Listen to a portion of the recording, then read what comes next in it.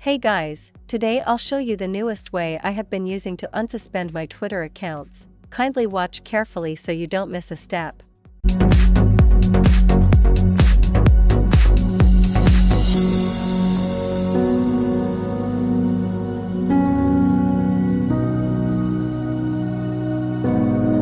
If you noticed, our account is currently suspended, so we can't follow any X account. Now kindly go to any web browser of your choice and log into the same account.